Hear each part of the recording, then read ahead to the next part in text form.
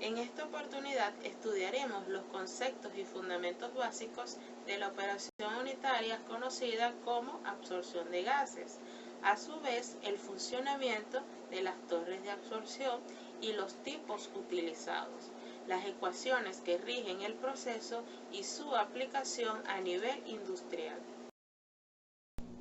La absorción de gases es una operación en la cual una mezcla gaseosa se pone en contacto con un líquido. La mezcla gaseosa está formada por un gas inerte y el gas soluto, el cual debe ser soluble en el absorbente líquido. Este proceso consiste en capturar ciertos componentes de una corriente de gas por medio de la corriente líquida. Se utiliza cuando la separación de los componentes no es posible a través de la destilación. El equipo utilizado frecuentemente son las torres o columnas de absorción. Durante el proceso de la absorción de gases, la transferencia de masa ocurre de la corriente gaseosa a la líquida. Cuando esta transferencia sucede en el sentido inverso, es decir, desde la corriente líquida a la gaseosa, es conocida como desorción o stripping. Los elementos a considerar en el proceso para favorecer la transferencia de masa entre la corriente gaseosa y líquida es presión y temperatura. Esto se debe a que la presión de vapor de los componentes dependen únicamente de la temperatura a lo largo de la columna de absorción. Lo anterior lo logramos si mantenemos la temperatura de la corriente líquida lo más baja posible durante el proceso. Al momento de elegir el líquido utilizado para la absorción de gases, este debe cumplir con una serie de características. Existe un disolvente que cumple con todo lo anterior, es muy completo y es muy barato. Estamos hablando del agua. Sin embargo, de acuerdo a los requerimientos del proceso y la calidad del producto a obtener, no siempre este es el disolvente más utilizado. Las características o propiedades con las cuales debe cumplir el disolvente a elegir son las siguientes. Con respecto a la solubilidad del gas, esta debe ser elevada a fin de aumentar la rapidez de la absorción y disminuir la cantidad requerida de disolvente. Si este se desea recuperar para utilizarlo nuevamente, la reacción química debe ser reversible. La volatilidad del disolvente debe tener una presión baja de vapor para así evitar perderse una gran cantidad.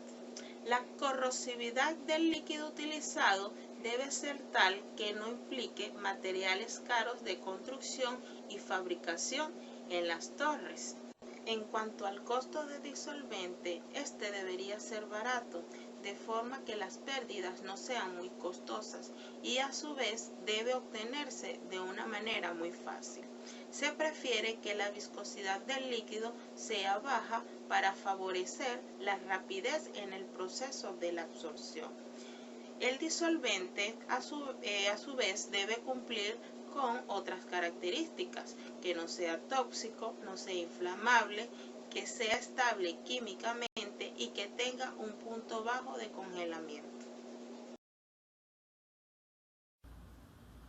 Las columnas o torres de absorción vienen a ser los equipos que permiten llevar a cabo la operación de transferencia de materia denominada absorción. Esta transferencia de materia puede llevarse a cabo a través de dos mecanismos. El primero, la absorción física o disolución, en donde no se producen reacciones químicas entre las sustancias, y el segundo, la absorción química o reacción, en la que se origina un nuevo componente químico, ya que el gas reacciona con la sustancia utilizada como soluto. Esto puede ayudar a aumentar la velocidad de la absorción, y es un mecanismo muy útil cuando se desea transformar componentes nocivos o peligrosos presentes en el gas de entrada en productos inocuos. el modo de operación de la torre es bastante sencillo. Como se puede ver en la gráfica, el sistema recibe el solvente limpio por la parte superior de la columna. Por otro lado, el gas húmedo, rico o con impurezas entra en el fondo de la misma, a una temperatura ligeramente por encima de su punto de rocío y a la presión de la columna. Una vez que se lleva a cabo el proceso de absorción, el fluido utilizado como solvente, junto con el material que ha sido absorbido, es retirado en la parte inferior de la columna. El gas limpio, por otro lado, se extrae por la parte superior de la torre de absorción. Las variables de proceso que deben monitorearse y controlarse durante esta operación, como es fácil deducir, son la presión de la columna en toda su longitud y la temperatura, además de, por supuesto, los valores de caudal, tanto del solvente como del gas que se desea agotar. En esta lámina podemos ver algunos de los tipos de torres de absorción que se utilizan para llevar a cabo esta operación unitaria. Podemos destacar entonces las torres de spray o de rocío, las columnas de burbujeo, las columnas de plato y las torres rellenas o empacadas. En el caso de las torres de spray o de rocío, el líquido solvente entra al sistema a través de unas boquillas de aspersión ubicadas en la parte alta de la estructura y el gas a través del fondo del sistema. Se utilizan en operaciones de gran escala, típicamente para eliminar contaminantes de los gases de combustión en las centrales térmicas. Resultan apropiadas cuando se requiere una pérdida de carga baja y si existen partículas en suspensión en la corriente de gas entrante. Generalmente no poseen empaque o relleno en su interior. Esto resulta obvio al tomar en cuenta que la presencia de empaque u otras estructuras se vería muy afectada con la presencia de las partículas en suspensión dentro del gas, por lo que se requerirían mantenimientos más intensos.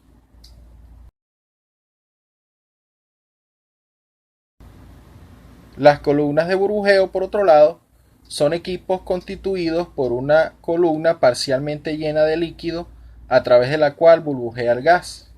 Su uso es poco común, limitándose a aquellas ocasiones en las que el soluto en cuestión tenga una solubilidad particularmente baja o que se requiera un elevado tiempo de residencia para que ocurra la absorción. Igualmente que en el caso anterior, la presencia de empaques o platos no resulta apropiada. Las columnas de platos vienen equipadas con unas superficies planas en su interior, las cuales dividen la columna en varias partes o etapas. Los platos tienen como función retener cierta cantidad de líquido en su superficie, a través de la cual pasa el gas que asciende, obteniéndose de esta forma un buen contacto entre ambas fases. El líquido en uno de los platos cae al siguiente a través de un rebosadero situado en el extremo. En el plato tiene lugar la mezcla de ambas corrientes, produciéndose allí la transferencia de materia. Se tienen entonces tres tipos diferentes de platos: los platos perforados, los platos de válvulas y los platos de capuchones. En el caso de los platos perforados, el gas burbujea hacia arriba a través de hoyos sobre los que fluye la fase líquida. El líquido se conserva sobre la superficie del plato y no fluye hacia abajo a través de los hoyos porque se le impide la energía cinética del gas que va en ascenso. La profundidad del líquido en el plato se mantiene gracias a un vertedero de salida con sobreflujo, a través del cual cae el líquido hacia el plato inferior. El proceso se repite tantas veces como platos tenga la columna de absorción, hasta que el líquido llega al fondo del equipo. Los platos de válvula constituyen una modificación del plato perforado. En este caso, cada hoyo posee una cubierta de movimiento vertical que proporciona un área de apertura variable. La apertura de la válvula se logra con la presión del gas en ascenso, por lo que esta configuración inhibe las posibles fugas de líquido solvente a través de los hoyos que se pudieran presentar cuando se trabaja con bajas tasas de presión de vapor. Las torres de plato con esta configuración son muy utilizadas. En los platos de capuchones, el vapor se eleva a través de unas aberturas en el plato que dirigen el gas al interior del capuchón. Después, el gas fluye por las ranuras de la periferia de cada tapa del capuchón, donde entra en contacto con la fase líquida. Esta configuración ya se encuentra en desuso, sustituida mayormente por platos con válvulas o platos con orificios. Por último, tenemos las columnas de relleno o empacadas. Estas torres están llenas de elementos sólidos pequeños, de muy bajo peso, bajo costo, inertes a la fase circulante, es decir, que no reaccionan con los elementos involucrados y que son distribuidos dentro de la columna bien al azar o bien ordenadamente. La corriente de líquido se dispersa resbalando por la superficie de estos elementos sólidos, poniéndose en contacto íntimo con el gas que circula en sentido contrario.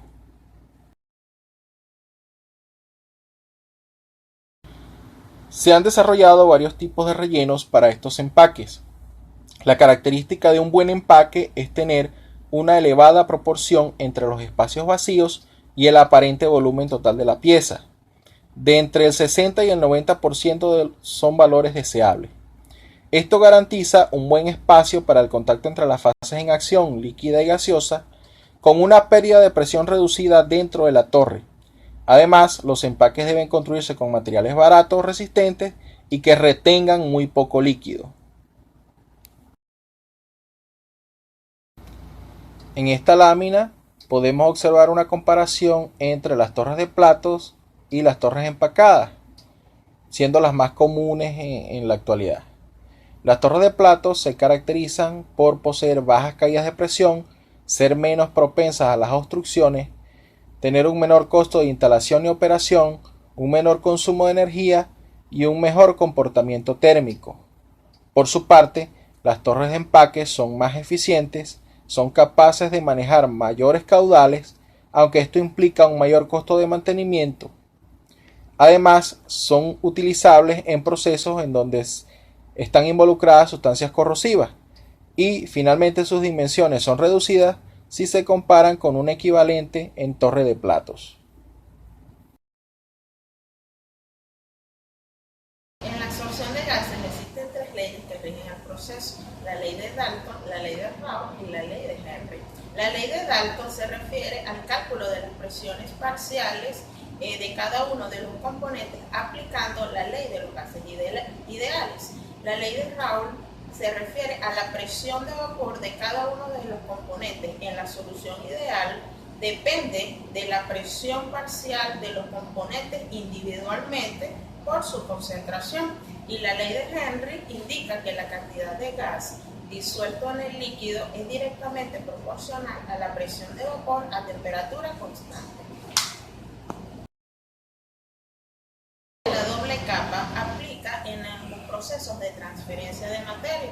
En este caso, en la absorción de gases, podemos ver una serie de ecuaciones. De la ecuación 1 a la 4, N sub A se refiere al flujo transportado de la materia gaseosa, viendo que los coeficientes K sub G, K sub L, K sub Y y K sub X, nos referimos a los coeficientes de transferencia de la fase gaseosa y de la fase líquida en función de presión y concentración.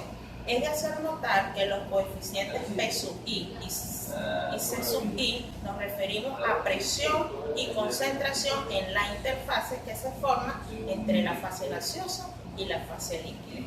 Posteriormente, las ecuaciones 5, 6 y 7 relacionan a los coeficientes de transferencia de materia líquidos y gaseosas. En la ecuación 7 ya observamos que el K sub L sobre K sub G es la pendiente de la recta que posteriormente vamos a ver en una gráfica de la curva.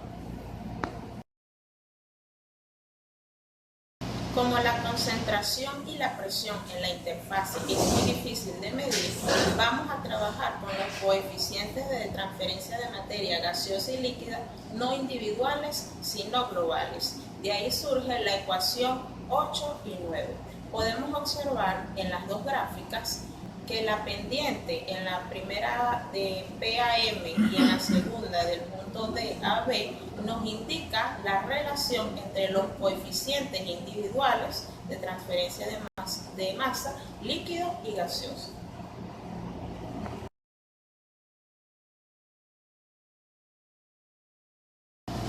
La ecuación número 10 plantea una relación entre los coeficientes de transferencia de masa de la fase líquida, tanto el individual como el global.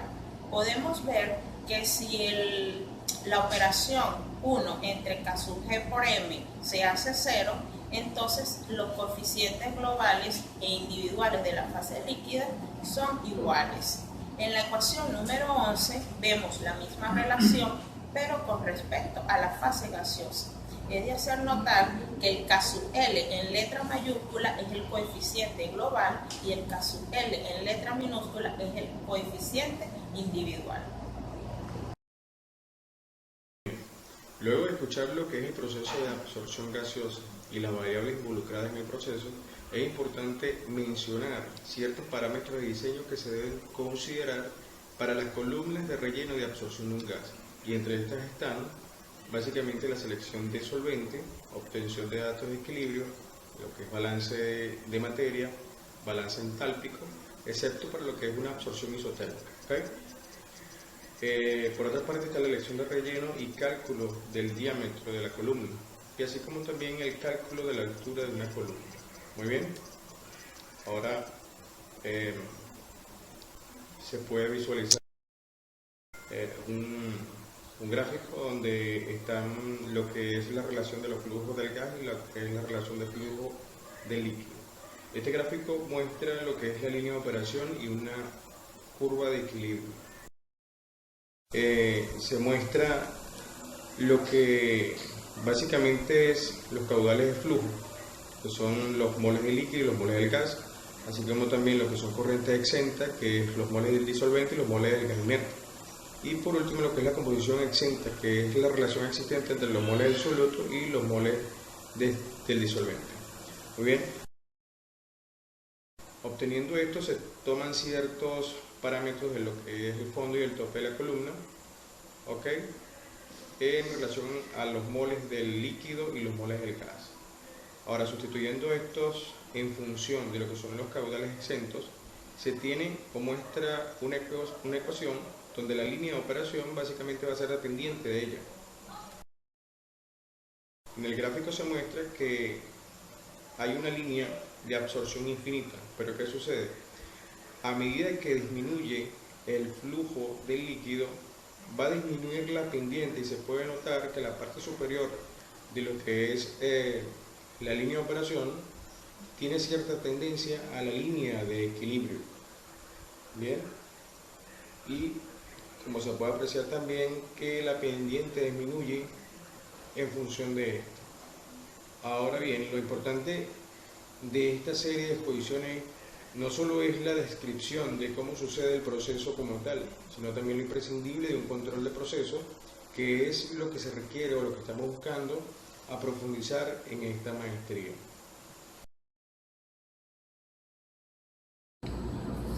Las aplicaciones de la absorción se ve la separación de uno o más componentes de una mezcla gaseosa y la purificación de gases tecnológicos. 1. Eliminación de óxidos de nitrógeno como disoluciones de agentes oxidantes.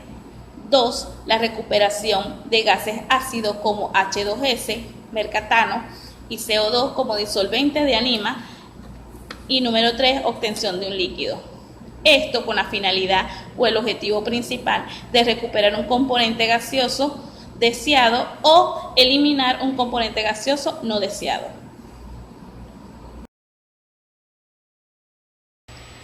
4. La preparación de aguas de Self.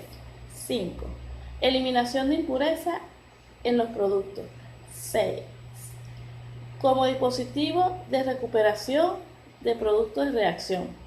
Todas estas aplicaciones es con la finalidad de disminuir las pérdidas de disolvente y mejorar la eficiencia del proceso de eliminación del arrastre de gotas.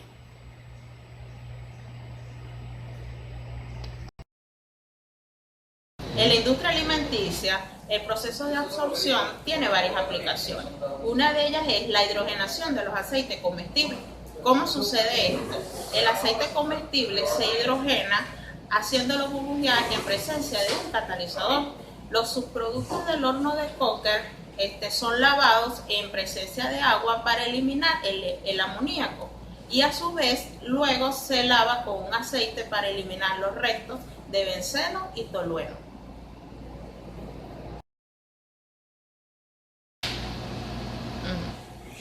En la figura se presenta un sistema típico de absorción-desabsorción. En este caso, un gas como el sulfuro de hidrógeno es tratado con monoetanolamina fría, con la que el sulfuro de hidrógeno reacciona, obteniéndose como producto el bisulfuro de amina. Esta reacción es reversible, por lo que en una columna de desabsorción anexa, el vapor de agua hace que la reacción vaya en sentido contrario, desabsorbiéndose el H2S. La monoetanolamina caliente se recircula a la columna de absorción, enfriándose la corriente de amina con la corriente de sulfuro de amina en el intercambiador de calor que se encuentra en posición central.